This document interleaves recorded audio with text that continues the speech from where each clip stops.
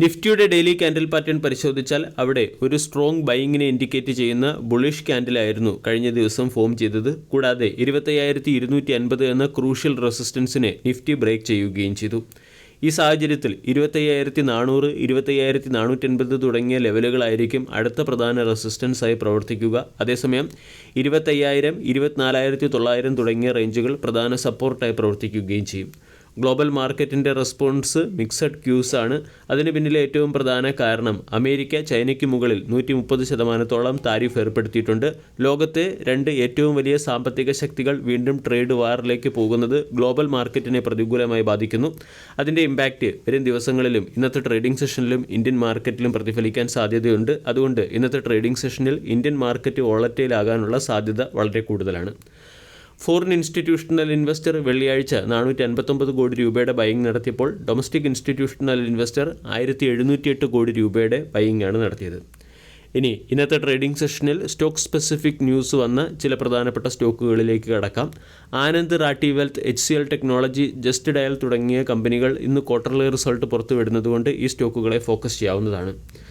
ശനിയാഴ്ച avenue super മാർട്ടിൻ്റെ quarterly result പുറത്തു വന്നിരുന്നു. റവന്യൂ 15% വർദ്ധിച്ച് 14,445 നിന്നും 16,676 കോടിയിലേക്ക് എത്തുകയും എബിറ്റ 11% വർദ്ധിച്ച് 1,094 കോടിയിൽ നിന്നും 1,214 കോടിയിലേക്ക് എത്തുകയും നെറ്റ് പ്രോഫിറ്റ് 4% വർദ്ധിച്ച് 660 കോടിയിൽ നിന്നും 685 കോടിയിലേക്ക് എത്തുകയും ചെയ്തിരുന്നു. വാരി റിന്യൂവബിൾ ടെക്നോളജിയുടെ ക്വാർട്ടർലി റിസൾട്ടിൽ റവന്യൂ 47% വർദ്ധിച്ച് 524 കോടിയിൽ നിന്നും 775 കോടിയിലേക്ക് എത്തി. എബിറ്റ 61 കോടിയിൽ നിന്നും 158 കോടിയിലേക്ക് എത്തുകയും മാർജിൻ 11% നിന്നും 20% മെച്ചപ്പെടുകയും ചെയ്തു. 53 കോടിയിൽ നിന്നും 116 കോടിയിലേക്ക് നെറ്റ് പ്രോഫിറ്റ് ഉയർന്നതുകൊണ്ട് വാരി റിന്യൂവബിൾ ടെക്നോളജി എന്ന സ്റ്റോക്കിനെ ഇന്നത്തെ ട്രേഡിംഗ് സെഷനിൽ ഫോക്കസ് ചെയ്യാം. കൂടാതെ ഫിനിക്സ് മിൽസിൻ്റെ ബിസിനസ് അപ്ഡേറ്റ് പുറത്തു വന്നിട്ടുണ്ട്. റിറ്റെയിൽ സെയിൽസ് 13% ഉയരുകയും കളക്ഷൻ 92% വർദ്ധിച്ച് 115 കോടിയായി മാറുകയും ഗ്രോസ് റെസിഡൻഷ്യൽ സെയിൽസ് 130 കോടിയായി ഉയരുകയും ചെയ്തു.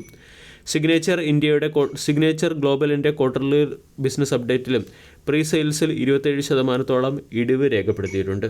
ഇന്ന് ഫോക്കസ് ചെയ്യാവുന്ന മറ്റൊരു സ്റ്റോക്ക് എൻഡുറൻസ് ടെക്നോളജിയാണ്. 2 വീലേഴ്സിന് ആവശ്യമായിട്ടുള്ള അലോയ് വീൽസിൻ്റെ കൊമേഴ്ഷ്യൽ പ്രൊഡക്ഷന് വേണ്ടി കമ്പനി ഔറംഗാബാദ് ഇൻഡസ്ട്രിയൽ സിറ്റിയിൽ ഒരു മാനുഫാക്ചറിംഗ് പ്ലാന്റ് സ്ഥാപിച്ചു. ഈ പ്ലാന്റിൻ്റെ കൊമേഴ്ഷ്യൽ പ്രൊഡക്ഷനും ആരംഭിച്ചിട്ടുണ്ട്.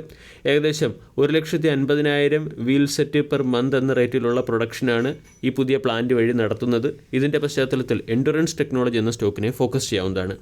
വെൽപ്സൺ എൻ്റർപ്രൈസസ് എന്ന കമ്പനി കൺവെർട്ടബിൾ ഇക്വിറ്റി വാറന്റ് വഴി ഫണ്ട് റേസ് ചെയ്യുന്നു. അതോടൊപ്പം തന്നെ പൂനെ ഷിരൂർ ഹൈവേയുടെ ബിൽഡിങ്ങിന് വേണ്ടിയുള്ള ലോവസ്റ്റ് ബിഡറായി വെൽപ്സൺ എൻ്റർപ്രൈസസ് എന്ന കമ്പനിയെ സെലക്ട് ചെയ്തിട്ടുണ്ട്. 7,300 കോടി രൂപയുടെ ഒരു ഓർഡറാണ് കമ്പനിക്ക് ലഭിച്ചത്. ഇതിൻ്റെ പശ്ചാത്തലത്തിൽ വെൽപ്സൺ എൻ്റർപ്രൈസസ് എന്ന സ്റ്റോക്കിനെ ഫോക്കസ് ചെയ്യാവുന്നതാണ്.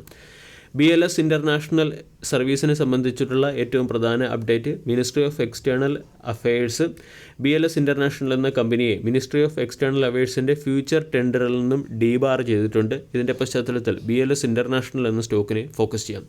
സെൻഗോ ഗോൾഡ് ഉത്തർപ്രദേശിലും വെസ്റ്റ് ബംഗാളിലും ഓരോ പുതിയ ഫ്രാഞ്ചൈസി ഓപ്പൺ ചെയ്തു. ഇതുവഴി ഇന്ത്യയിലെ ടോട്ടൽ ഫ്രാഞ്ചൈസികളുടെ എണ്ണം 184 എത്തി. സെൻ ടെക്നോളജി എന്ന ഡിഫൻസ് കമ്പനിക്ക് 37 കോടി രൂപയുടെ advanced anti drone system provide ചെയ്യുന്നതിന് വേണ്ടി മിനിസ്ട്രി ഓഫ് ഡിഫൻസിൽ നിന്നും ഒരു ഓർഡർ ലഭിച്ചു. അതുകൊണ്ട് സെൻ ടെക്നോളജി എന്ന സ്റ്റോക്കിനെ ഫോക്കസ് ചെയ്യാം. ബജാജ് ഫിൻസർവ് എന്ന കമ്പനിയുടെ സബ്സിഡറി കമ്പനിയും അൺലിസ്റ്റഡ് ഇൻഷുറൻസ് കമ്പനിയുമായ ബജാജ് ജനറൽ ഇൻഷുറൻസിൻ്റെ ബിസിനസ് അപ്ഡേറ്റും ക്വാർട്ടർലി റിസൾട്ടും പുറത്തു വന്നിട്ടുണ്ട്.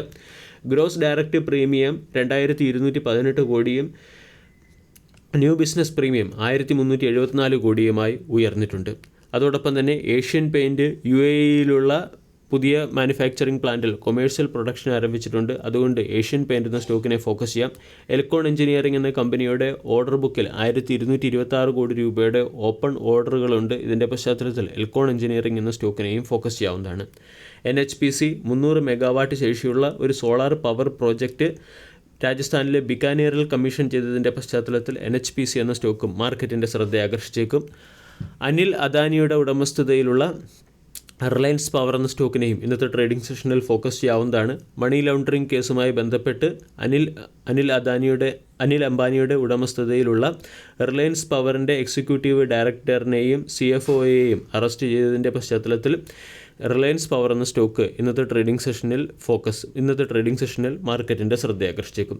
ബയോകോൺ എന്ന കമ്പനി USA മാനുഫാക്ചറിംഗ് പ്ലാന്റിൽ കൊമേഴ്ഷ്യൽ പ്രൊഡക്ഷൻ ആരംഭിച്ചിട്ടുണ്ട്. അതുകൊണ്ട് ബയോകോൺ എന്ന സ്റ്റോക്കിനെ ഫോക്കസ് ചെയ്യാവുന്നതാണ്. കൂടാതെ യാഷ് ഹൈ വോൾട്ടേജ് എന്ന സ്റ്റോക്ക് അല്ലെങ്കിൽ യാഷ് ഹൈ വോൾട്ടേജ് എന്ന കമ്പനി 250 കിലോവാട്ട് ശേഷിയുള്ള oil to oil bushing transformer testing നടത്തിയതിൻ്റെ പശ്ചാത്തലത്തിൽ യാഷ് വോൾട്ടേജ് എന്ന സ്റ്റോക്കിനെയും ഫോക്കസ് ചെയ്യാവുന്നതാണ്. ഹിന്ദുസ്ഥാൻ കൺസ്ട്രക്ഷൻ കമ്പനിക്ക് 204 കോടി രൂപയുടെ ഓർഡർ ഹിൻഡാൽകോ ഇൻഡസ്ട്രീസിൻ്റെ സൈഡിൽ നിന്ന് ലഭിച്ചിട്ടുണ്ട്. അതുകൊണ്ട് ഹിന്ദുസ്ഥാൻ കൺസ്ട്രക്ഷൻ കമ്പനി എന്ന സ്റ്റോക്കിനെ ഫോക്കസ് ചെയ്യാം. പേടിഎം ഫോസ്റ്റർ പേയ്മെൻറ്റ് നെറ്റ്വർക്ക്സിൻ്റെ 90% സ്റ്റേക്കുകൾ 55 കോടി രൂപയ്ക്ക് അക്വയർ ചെയ്തതുകൊണ്ട് പേടിഎം എന്ന സ്റ്റോക്കും ഇന്ന് മാർക്കറ്റിൻ്റെ ശ്രദ്ധയാകർഷിച്ചേക്കും. ഗോഡ്ഫ്രൈ ഫിലിപ്സ് ഇന്ത്യയുടെ തേർഡ് പാർട്ടി ടബാക്കോ പ്രോസസ്സിംഗ് പ്ലാന്റിൽ ഫയർ ഇൻസിഡൻറ്റ് റിപ്പോർട്ട് ചെയ്തതിൻ്റെ പശ്ചാത്തലത്തിൽ ഗോഡ്ഫ്രൈ ഫിലിപ്സ് ഇന്ത്യ എന്ന സ്റ്റോക്കിനെ ഫോക്കസ് ചെയ്യാവുന്നതാണ്. അതോടൊപ്പം തന്നെ corporate announcement point of view ശ്രദ്ധിക്കേണ്ട 2 സ്റ്റോക്കുകൾ ക്യാംസും HDFC AMCയുമാണ്.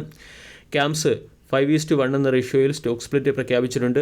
HDFC AMC October 15 bonus ഇഷ്യൂവുമായി ബന്ധപ്പെട്ട തീരുമാനമെടുക്കുന്നതിന് വേണ്ടി ബോർഡ് ഓഫ് ഡയറക്ടേഴ്സിൻ്റെ മീറ്റിംഗ് വിളിപ്പിച്ചു. വീഡിയോ എല്ലാവർക്കും ഇഷ്ടമായി എന്ന് വിശ്വസിക്കുന്നു. താങ്ക്